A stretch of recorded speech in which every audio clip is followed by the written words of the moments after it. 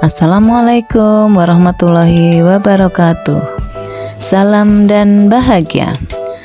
Pada kesempatan ini, saya Wasni, calon guru penggerak Angkatan 7 Kabupaten Klaten, akan memaparkan koneksi antar materi modul 1.1 kesimpulan dan refleksi.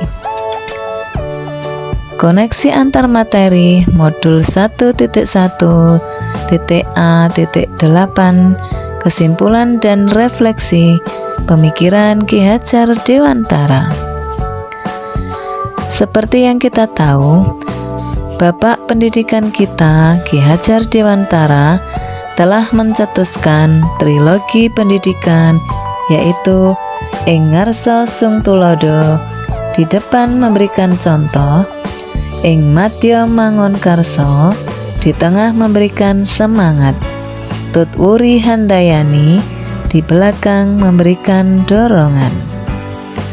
Ki Hajar Dewantara telah mencetuskan dasar pendidikan, di mana yang pertama adalah menuntun. Maksudnya adalah menuntun segala kekuatan kodrat yang ada pada anak-anak agar mereka dapat mencapai keselamatan dan kebahagiaan yang setinggi-tingginya, baik sebagai manusia dan anggota masyarakat. Yang kedua, kodrat anak. Yang ketiga, pendidikan yang berpihak pada anak. Yang keempat, bukan tabula rasa. Yang kelima, budi pekerti. Saya akan merefleksikan diri saya melalui 3 pertanyaan berikut. 1. Apa yang Anda percaya tentang murid dan pembelajaran sebelum mempelajari modul 1.1? Yang kedua, apa yang berubah dari pemikiran atau perilaku saya setelah mempelajari modul 1.1? Yang ketiga, apa yang bisa saya terapkan lebih baik agar kelas saya mencerminkan pemikiran Ki Hajar Dewantara? Sebelum saya mempelajari modul 1.1 tentang filosofi pendidikan Ki Hajar Dewantara, ada beberapa hal yang saya percayai dan saya lakukan. Apa yang saya percaya sebelum mempelajari modul 1.1? Yaitu 1. Guru lebih mendominasi pembelajaran. Yang kedua, anak ibarat kertas kosong, jadi saya sebagai guru bebas melakukan apa saja. Yang ketiga, saya kurang memahami karakteristik anak. Yang keempat, pembelajaran anak belum berdasarkan pada kodrat alam dan kodrat zaman. Jadi di sini guru belum mampu mengembangkan bakat dan minat di dalam kelas. Yang terkait pertanyaan kedua, yang berubah dari pemikiran atau perilaku saya setelah mempelajari modul ini, yaitu 1. Proses pembelajaran seharusnya menjadikan siswa kita sebagai pusat belajar dan belajar itu menyenangkan.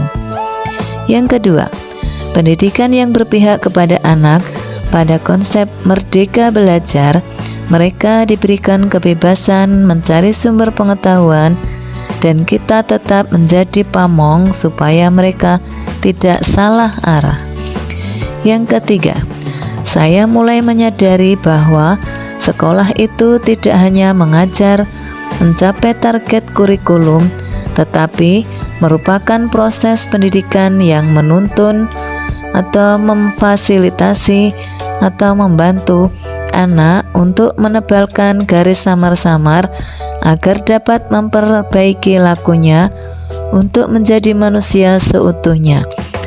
Pendidikan di sekolah juga bertujuan membentuk karakter budi pekerti anak didik kita. Yang keempat, sebagai seorang pendidik, saya wajib menuntun tumbuh kembang yang ada pada anak-anak didik saya sesuai dengan kodratnya yaitu kodrat alam dan kodrat zaman. Didiklah mereka sesuai alam di mana mereka lahir dan zaman di mana mereka berkembang, sehingga anak-anak didik kita dapat memperbaiki lakunya, hidup dan tumbuhnya kekuatan kodrat anak tersebut. Yang kelima, saya sebagai pendidik mulai memahami makna apa yang dimaksud dengan berhamba pada sang anak. Berikan perhatian yang sama kepada semua anak. Semua anak punya keunikan dan potensi masing-masing. Untuk menggalinya, kita perlu pendekatan yang manusiawi dan penuh cinta kasih. Yang terkait pertanyaan yang ketiga, yang dapat segera saya terapkan lebih baik agar kelas saya mencerminkan pemikiran Ki Hajar Dewantara, yaitu 1. Menerapkan model pembelajaran yang variatif menyesuaikan kondisi kodrat zaman dan kodrat alam siswa saat ini. Yang kedua, membuat kesepakatan kelas sebagai bentuk komitmen bersama. Yang ketiga, menyusun rancangan pembelajaran yang berpusat pada siswa, menyenangkan, dan memberikan siswa kesempatan untuk merdeka belajar. Yang keempat, pembelajaran yang mengutamakan aspek budi pekerti. Yang kelima, menerapkan sistem AMONG, pendidikan yang menuntun bukan menuntut. Yang keenam, mengintegrasikan permainan dalam pembelajaran. 7. Memahami karakter setiap siswa dan keunikan masing-masing serta bersama melaksanakan refleksi proses pembelajaran. 8. Mengintegrasikan pembelajaran dengan kearifan budaya lokal setempat. 9. Melaksanakan komunikasi dengan orang tua siswa sehingga tujuan pendidikan sebagai bentuk kolaborasi tanggung jawab bersama, tujuan pembelajaran tercapai dengan baik. Kesimpulan, pendidikan adalah menuntun anak sesuai dengan minat dan bakatnya. Yang kedua, pendidikan bukan hanya ilmu akademis saja, namun perlu penanaman budi pekerti yang baik. 3. Pendidikan sejatinya adalah berhamba pada anak. Demikian yang dapat saya sampaikan terkait koneksi antar materi modul 1.1, kesimpulan dan refleksi pemikiran Ki Hajar Dewantara. Semoga bermanfaat dan terima kasih. Wassalamualaikum warahmatullahi wabarakatuh.